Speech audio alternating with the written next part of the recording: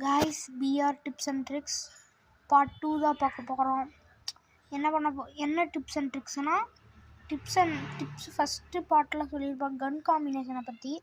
Combinations நீங்கள் ஒரு full long ரேஞ்சராக இருந்தீங்க அப்படின்னா ஏடபிள்யூஎம்மும் அதுக்கப்புறமா எஸ்விடியோ எடுத்துக்கோங்க. இல்லை ப்ரோ எனக்கு வந்துட்டு நான் ஷார்ட் ரேஞ்சுன்னு நினச்சிங்க அப்படின்னா ஷார்ட் ரேஞ்சுக்கு M590 எடுத்துக்கோங்க. M590 ரொம்ப சூப்பரான damage. M590 with bison skin வச்சுருந்தா எடுத்துக்கோங்க. VSS எடுத்துக்கோங்க. நீங்கள் அதுவும் வேணாம் அப்படின்னா மேக் 7 கண்டிப்பாக மேக் 7 ட்ரை பண்ணி பாருங்கள். ஷார்ட் ரேஞ்சுக்கு நல்லாயிருக்கும்.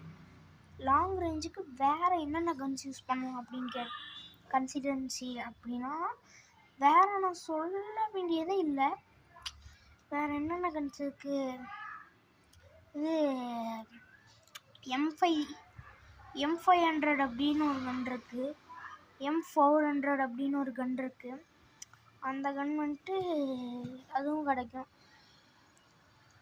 கார்த்திக் 94 ஒரு கன் கார்த்திக் 94ன்னு ஒன்று இருக்கும், அதுவும் செம்மையாக இருக்கும்.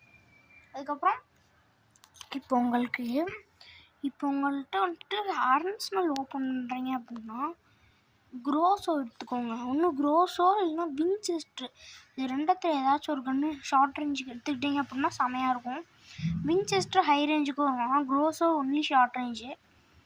நீங்கள் லாங் ரேஞ்ச் யூஸ் பண்ணவும் நினச்சா யூஸ் பண்ணிக்கலாம். சரி, கன் காம்பினேஷன் சொல்லிட்டேன். இப்போ சிஎஸ்கே எஃபெக்டில் தான் சொல்லிகிட்ருக்கேன். நான் வந்துட்டு ஃபேஸ்லெஸ் சேனல். நமக்கு சப்போர்ட் பண்ணுங்கள், லைக் பண்ணுங்கள், ஷேர் பண்ணுங்கள், சப்ஸ்கிரைப் பண்ணுங்கள். பாய் கைஸ், பார்ட் 3 பார்க்கலாம்.